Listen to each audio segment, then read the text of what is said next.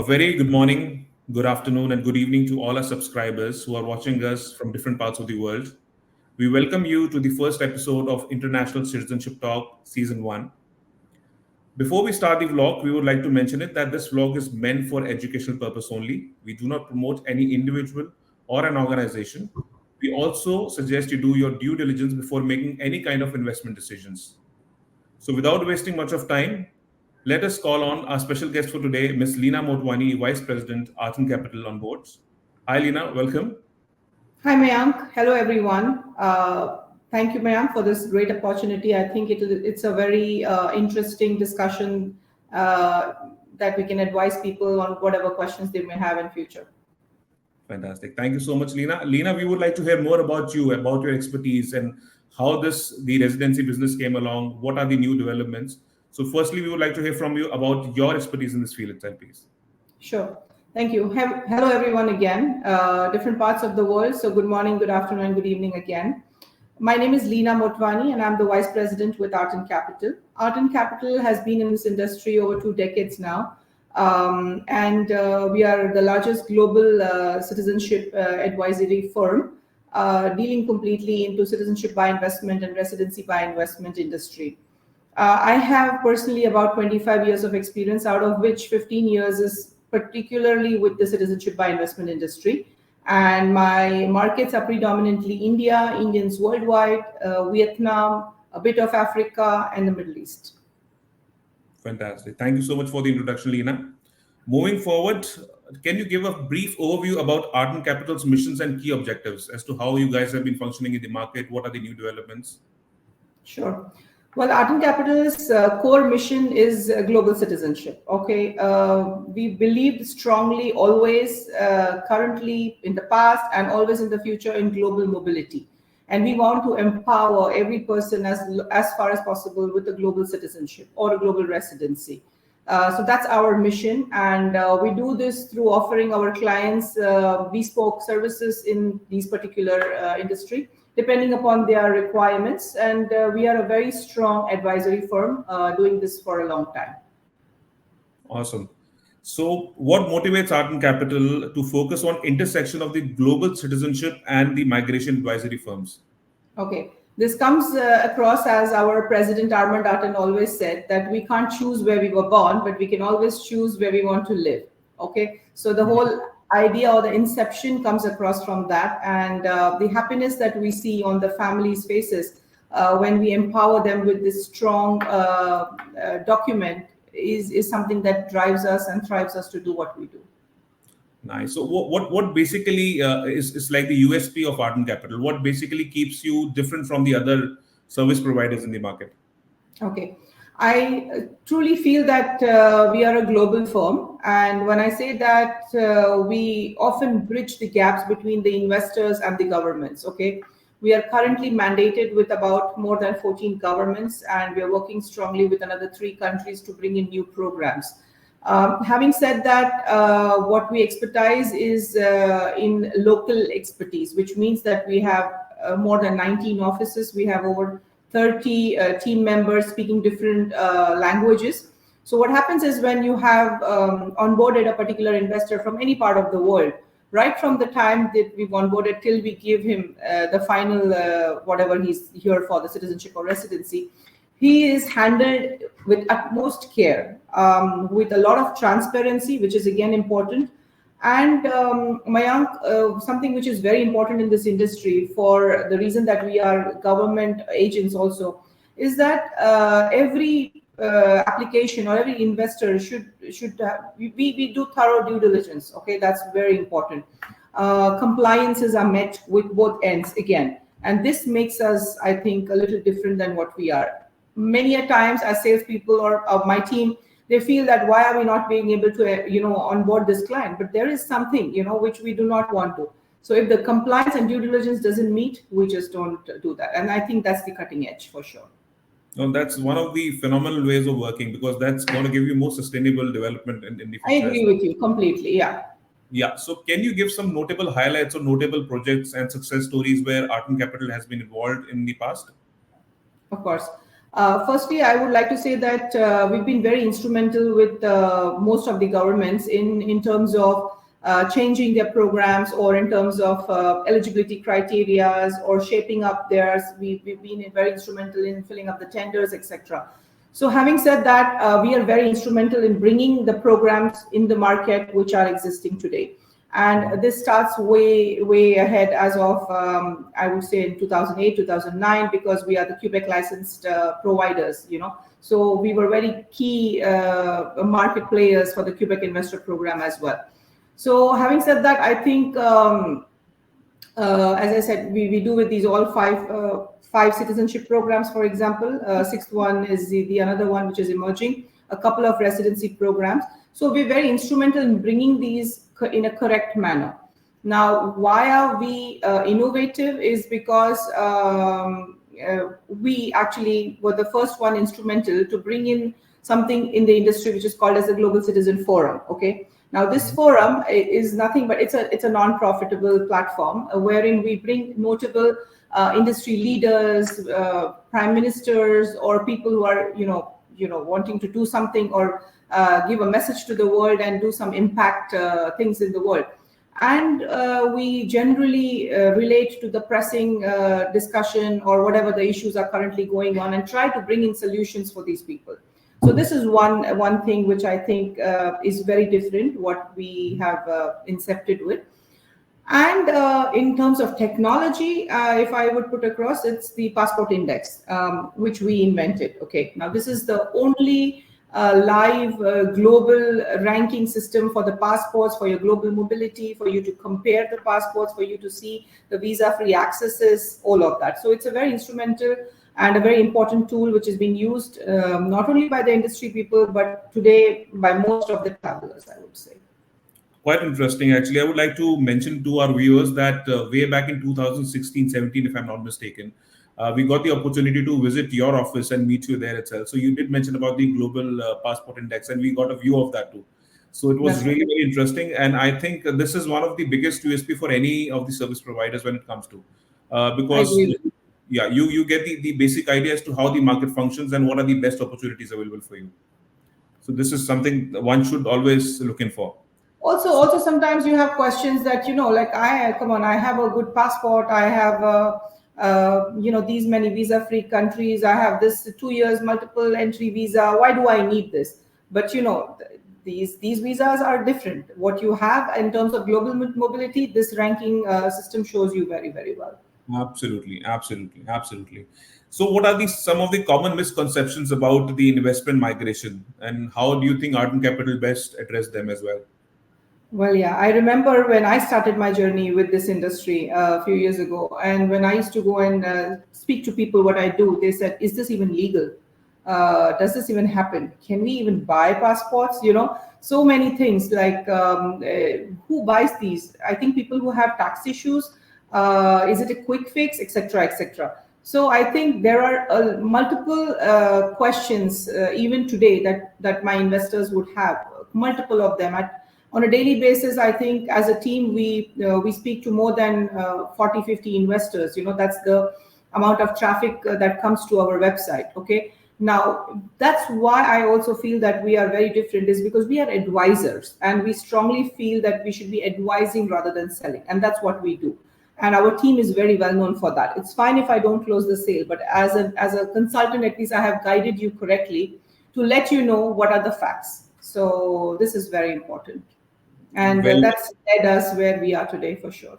no, that's very well said, because the ultimate aim is to get the information and the right information to the audience. That's correct. That's correct. If that is missing, and that is one of the reasons we are here, we are talking that right now, because that's the crux of all the discussions that we have in the past too. I So great. completely agree. Even let me tell you, like, predominantly India is my market. Okay, now in India, as you know, dual citizenship is not allowed. So that Absolutely. doesn't mean that So it's very important when I advise people as to what is it, how do you surrender the passport, what is it for you to get on OCI? Is there any benefits that you lose when you're surrendering your Indian passports? And thankfully, over the years, even I have learned this because I meet different, I cross paths with different type of people, different industry people.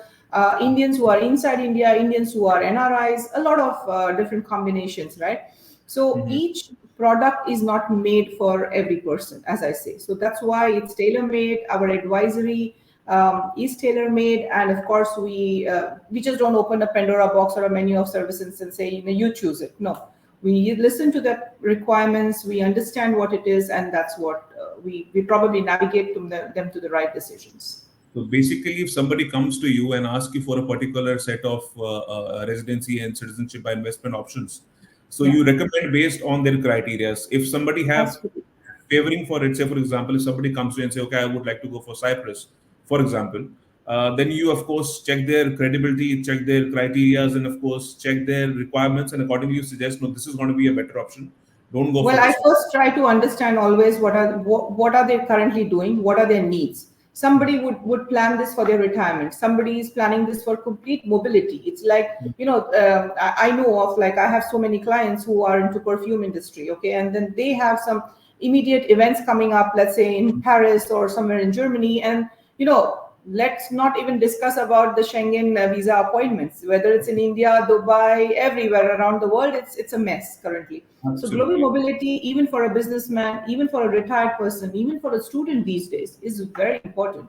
So to understand this, maybe as a businessman, you don't want the mobility. You say, I'm fine in India, or I'm fine in XYZ country, and I don't want to. But it's something that you pass it on to your generations, right?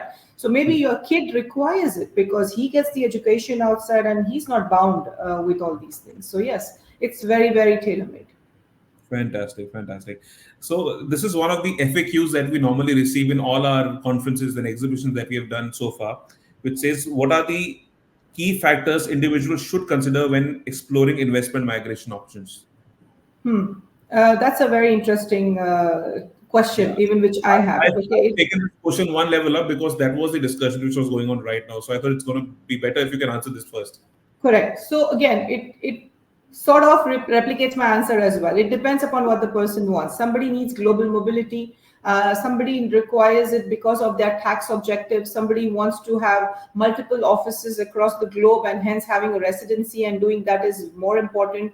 Health, education, and security has always been the key points for all these global citizenship or programs. You see, it's like, it's very funny, but sometimes I get questioned that, hey, I would like to be a global citizen. How do I do that? So it's like as if it's one passport which says global citizen. It's not like a country passport. So we've been reckoned that much with our global citizenship. So that's what I said. Now it also depends on cost and time frame. For example, someone says that, listen, I need a citizenship and I don't want to wait for 5 years. For example, let's take an example of Greece right now, which is doing very, very popular in most of the markets. Greece allows you to get the residency. It's a permanent residency program. However, if you stay in that country after XYZ years, you are eligible to get the citizenship. Now, there must be somebody who's saying, no, I need a citizenship program now. So these are the factors, key factors that as an investor, they would want to choose a particular program depending on that. And then, of course, we guide them accordingly. Example, in certain programs, you can include your siblings, you can include your in-laws, your spouse's in-laws. So we obviously tell them that might as well, when you're spending this much, you add, the extended family and get it for everyone. Why not? No, makes sense. Absolutely makes sense because it's one of the biggest investment one is making, and it's meant for future. So of course, it I makes agree. sense to have the family involved. I So agree. great. Yeah. So how does Arton Capital ensures compliances with international regulations and ethical standard in its operations? So this is a very, very, I would say, a generic but an important question to be asked because there are so many changes in rules and regulation which is happening in the current scenario. Day before yesterday, I have heard about the Greece changes which is happening with Increasing. the Yeah. limit. Now, in Yeah. fact, US is also coming up with certain guidelines. So we would like to hear from you on that too. Okay. Look, Artin works closely with reputable due diligence and compliance agency. Okay. This is the step one we do with every investor who wants to start any program. And we do not compromise on this. And I've said this with experience. I cannot explain you certain things that have been avoided, thankfully, because of this platform as well. Okay. So we do that because not only that we are responsible for the investor, because this would lead to a faster and easier processing of his application as well. Because we would understand that what would come across as a bump. And we suggest him that, listen, there's something like this. Would you like to tell us more about it? We discuss that issues with our lawyers and we come back. This is more important for us because we are mandated with certain governments. So it's about our track record with these applications as well. And let me tell you, this due diligence is free of cost. It's not like any other thing that if you want to do it, you pay us this much and it comes. No, I'm sorry. This is equally more important for me than the investor. So it's just a quick KYC document, passport copies. We upload it within 24 hours. We get back with the due diligence report. So this is number one stage, which cannot be compromised at any given point of time.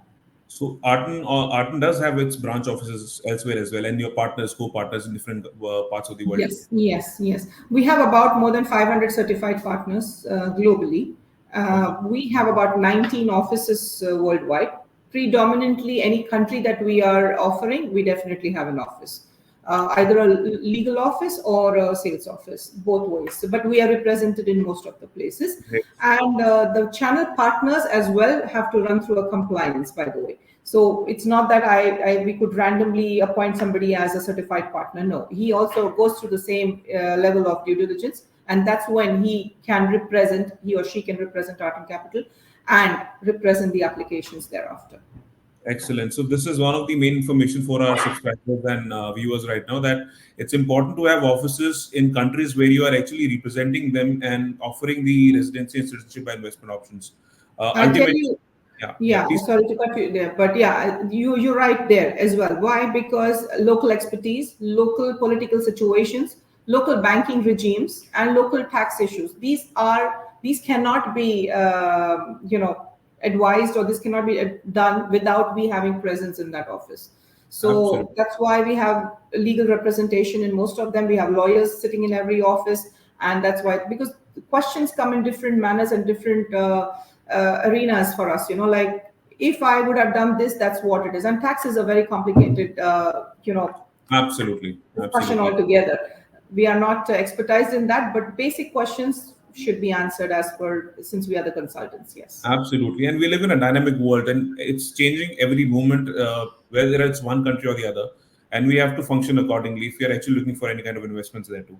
So I completely respect that, and it's important to understand the fact that yes, you have your local presence available, which all the more gives a more goodwill to the people who are investing as well. Indeed. Yeah. So moving forward, what are the recent trends or developments you have been foreseeing in the investment migration industry in the coming years? I mean, what do you think will be the next big spot for, or next big hub for investments when it comes from India specifically to start with? And then you can, of course, give the other options. Sure. With my experience in India for these many years, let me tell you that India, because of maybe the dual nationality or the dual citizenship issue, most of them are very keen on the dual residency. So Portugal, Hungary, Greece has seen a huge, tremendous flow of investments from India, even Canada for that matter. The second popular is, of course, the citizenship. People who know what they want, they are just jumping in directly to the citizenship programs. In respect to the changes, the whole industry is coming to a lot of changes in terms of investments, eligibility criteria, etc. But I would say the industry itself is at a very infant stage, and we are yet to see many things that are changing in this, and that would have a repercussion on applications, or I think tenfold of what we're seeing at this moment of time, especially with India. Because I think the market is emerged now. They understand why we should be taking these global residencies, why we should be having this. People have started considering this as an insurance, which is something as a plan B, you need to have it. Okay. And I see that trend myself, especially after COVID, especially after 2020. The rise is tremendous, and people are discussing. Also, maybe it takes time. Obviously, it's not a decision that people take overnight. So I see that the Indian market generally has a tendency to take decisions a little lengthier time than other nationalities, in my opinion. But again, with residencies, it's far off. In terms of changing, I think with the CBI, I'm sure most of the market knows, but the citizenship by investment, especially the Caribbeans, are going to increase their prices very soon. So in next 30 to 60 days, we are going to see them doubling. So for us, the rush has already begun, and we're seeing a lot of influx of applications coming in. Regarding the residential programs, as you already know, Portugal has already stopped the 280 and the 350, the real estate, and it started with the fund. Greece is going to increase the minimum investment from 250 to 400 in July. Hungary is something that we are going to launch. So certain programs narrow down, certain opportunities open up. That's what the beauty of this industry is. So whenever any of my prospects ask me, when should I take this? Do you think it's the right time? Yes, right time was yesterday. So it's now. It's now. So the moment we wait, things change, eligibility changes, the kid's age increases. So you simply have to pay the due diligence charges after the age of 16, below 16, it's not there. Police clearance is one of the documents. So a lot of documentation increases rather, and it becomes easier if you start it very soon. I would say it like that. Fantastic. No, absolutely makes sense. So from an investor perspective per se, say for example, one of the viewers in this session wants to do some kind of an investment through Arton Capital. So what are the client relationship management system that you follow? What are the CRM that you normally follow? How it's going to be? How much money? How much time does it take to get the money involved? How much efforts they have to put in terms of the paperwork and all? Can you just give a small step-by-step kind of an arrangement or the process as to how one has to go? Of course. Firstly, we have an in-house, a very, very attractive in-house system, which is called as Apollo, which from the day one, the client's information is reached to the desk of Arton Capital is completely safe and secure. Okay. As you may know, this process requires a lot of personal documents handling. So the NDA is at utmost importance for us, right? So all the documents are in the system from the day one that they come across. Now, certain programs are in stages, certain programs is in just 2 stages. Now, let me touch quickly the citizenship by investment. So let's say an Antigua and Barbuda, a citizenship application. It runs in 3 processes. First, we onboard the client, the investor. He chooses the investment mode, whether it's donation or real estate. The process is the same. We charge them 50% of our advisory fees in the beginning before we onboard, and then we start the documentation. When the file is completely ready and put up, the investor transfers the government fees, whatever the due diligence fees, and in certain countries they ask for a 10% deposit, etc. If it's a real estate, then he pays a 10% to the developer, and etc. etc. Once the application is submitted, then you give it time. Certain countries take 90 days, certain countries take 4 to 5 months for approval. These days, there are certain countries.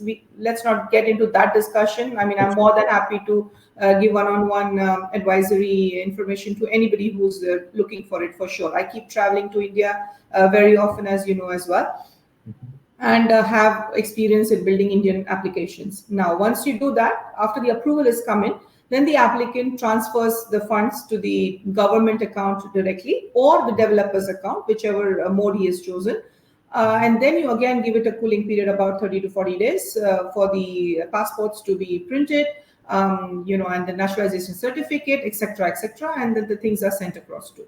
Now, we take utmost interest and security in terms of handling these things. So we expect that the applicants come to our office and collect it. As I said, we are having multiple offices. They can be present anywhere, or we send it under a secured system, the delivery to individual people.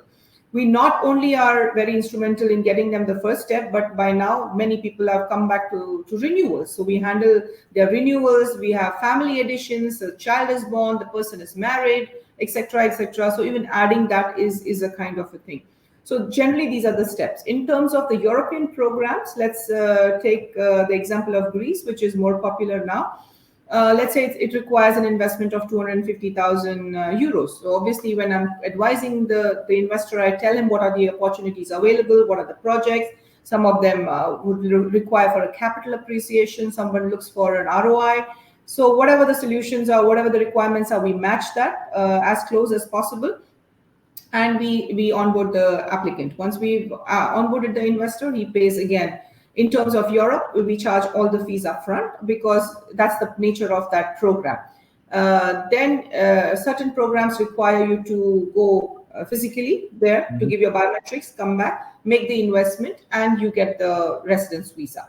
So every program is very different. Canada, for example, is the startup visa, wherein we look for the business investment for him, make up the application, we get him the letter of support, etc., etc. So all the programs, however, for the client, it's one-stop shop. We help him right from the time of inception till he's finished the process. In terms of advisory, in terms of documentation, filling up the forms, where do we get the notary done from, where do we attest it, everything is managed, and we have experienced processing team who handles completely. So there is an advisor who onboards an investor. There is a full-fledged processing team and a processing head as well. And the investor can reach out to all these three parties at any given point of time. Excellent. I think this was one of the best explanation in terms of the individual investments. I think the most practical explanation. I just did not sugarcoat it.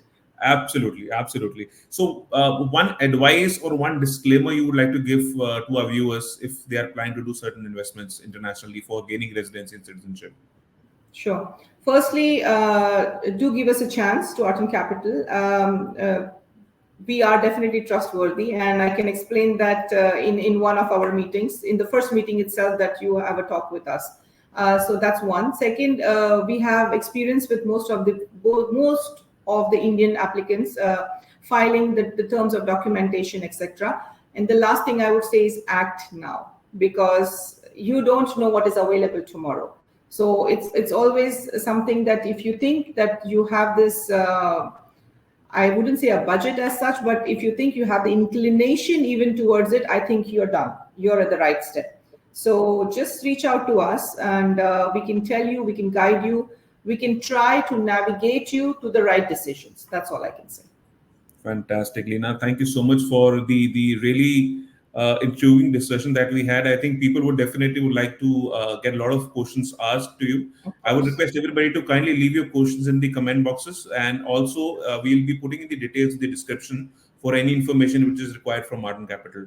So last but not the least, finally, of course, you guys already have a passport index, and I would like to relate this last question to you, that how do you think that the innovation is basically enhancing the efficiency and efficacy of the whole RCI system?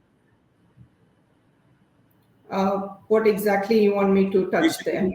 So specifically, as you have mentioned about the passport index, that's one of the main USPs of Arton Capital. How do you think it has really changed the shape or the scenario in the current times to go, specifically when it comes for investments? Okay. Well, it's not so instrumental in terms of investments, but probably it's more instrumental in deciding which investment or which country you want to decide. Okay. Particularly because obviously it tells you at one glance as to where you stand currently, which is your current passport or your current nationality, and what you want to achieve at one glance. So you can compare 3 passports, 4 passports at one time, or 4 countries at a time, and understand what it gives you. Now, many people do not probably understand even what is a visa-free, what is ETA, what is visa on arrival. So these are 3 different things as well, okay? And this particular tool gives you exact, transparent information about this. However, when it also tells you about ETA, it has links to take you to the respective government websites. So you're not depending on any random Google search. No. We validated those information, and that's why this information is here. And I repeat that this information is completely up to date with any information or any changes, that slightest changes that the governments bring across. So that's why I think it's instrumental, and most of them definitely visit there. We have a huge traffic reaching out on Passport Index on a daily basis. Fantastic. Thank you so much, Leena. And I would also recommend all our viewers to kindly do your due diligence before making any kind of investment decisions. And last line to sum up, Leena, from you. Last line is thank you very much. And I urge all the investors to definitely reach out to us, or try to take these opportunities that are currently available in the market.